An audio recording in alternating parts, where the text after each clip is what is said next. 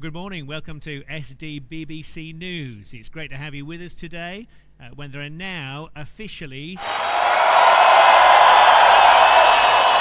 Here are our Christmas news headlines today.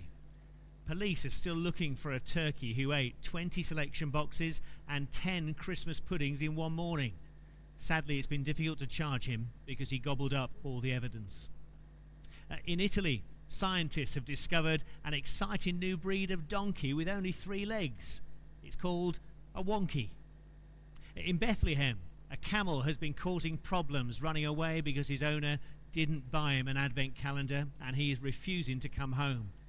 The camel's owner has said that if anyone sees him, they should approach him with caution just in case he still has the hump. And finally, doctors have found out why people from the capital of Belgium are always so tall. It's because people from Brussels sprout. Well, now it's time for our weather report with our weather reporter, Carol Service. Carol, what's the weather going to be like today? It's going to be cold. Back to you. Okay, thanks, Carol. Well, now we're going to have our on-location news report from our roving reporter, Candy Kane. Candy, are you there? Hi Frank and good evening viewers. Yes, I'm here in Bethlehem on day 1 of our Christmas countdown. It's a bit chilly here too, but I am so excited to find out more about the Christmas story and what it all means. I've been speaking to an old man called Simeon who has told me that the Christmas story, at the heart of it, are some promises that God made to the people of Israel hundreds of years ago. Anyway, Cinnamon said that he'd do an interview as long as I brought him a selection box. So I've popped to Tesco's. Other supermarkets are available, and I've got one. And so here goes. We're going to speak to Simeon right now. He's a little hard of hearing, so I might have to talk a bit loudly. Good morning, Simeon! Pardon Here's me? your selection box. Oh, good. Cadbury's my favourite. Oh, they'll kind. So, is it okay if I ask you a few things? 5 gold rings? I haven't got any gold rings, I'm afraid. No, not rings, a few things, a few questions. Oh yes, of course. Oh yes, I'll just turn my hearing aid up. It's a bit difficult with all this hair. When we spoke earlier, you said that the Christmas story was about some promises that God made hundreds of years ago, a long time ago. Yes, that's right. Hundreds of years ago, God promised that he would send a new king. Not an ordinary king like you one you're used to learning about at school on TV. A very different kind of king.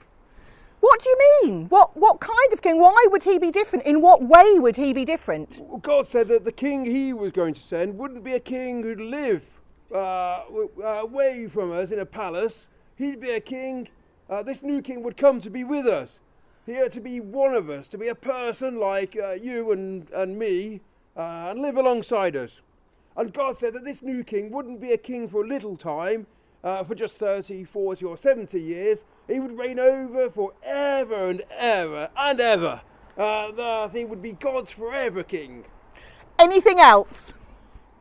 Yes, God also said that this new king would be a rescuing king. A king who would come and rescue all of us from a problem that we all have so that we can be friends with God. So, a special king, a forever king and a rescuing king, is that right? Yes, that's right. I'm glad you've been listening. Shame you can't get my name right. God even told us where his new king would be born, in a new place called Bethlehem. Look. Let me my chocolates. Have you got something to show me there? Yes, look, I've even got a map. Look here. Excellent. Just here in Bethlehem, look. This place called Bethlehem. Maybe you could show the viewers that. Oh, yes, just here it is. In that big red circle there, there's a little place called Bethlehem, little black dot. In the place in Judea. Well, he even told me, although I'm really old, even just slightly older than you maybe. Well, quite a few years actually. God told me, even though I'm really old, that I would see this new king with my own eyes through this hair somehow. And I've been waiting, and I'm looking forward to the new time when I finally meet this new king. Well, thanks, Simeon. That's all very interesting, and we are so grateful for your time. Oh, no problem at all. Always happy to help the SDBBC. Would you like a chocolate bar? Because for my selection box. Yes, that would be lovely. Thank you. I don't mind if I do. Well, I'll see you later. You can have it later. Frank, I have been Candy Cane. Back to you in the studio. Thanks, Candy. That's great. And do you know, I've been reading up on all this. What Simeon said is absolutely right. In the Bible, God made all sorts of great promises about the king he was going to send. And if you look in the book of Micah, written about 700 years before Jesus was born, this is what God said. I'm going to put it up on screen. Bethlehem, you are one of the smallest towns in the nation of Judah, but the Lord will choose one of your people to rule the nation, someone whose family goes back to ancient times. Like a shepherd taking care of his sheep, this ruler will lead and care for his people by the power and glorious name of the Lord his God.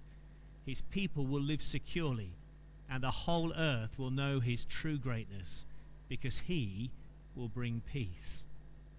Well, if you've got a Bible at home, you can check that out for yourself, but also have a look at the activity sheets for today, where we've also included that reading.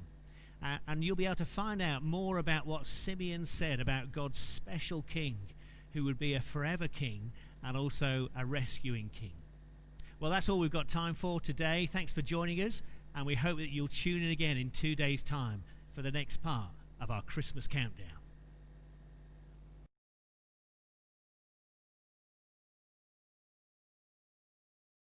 Yeah.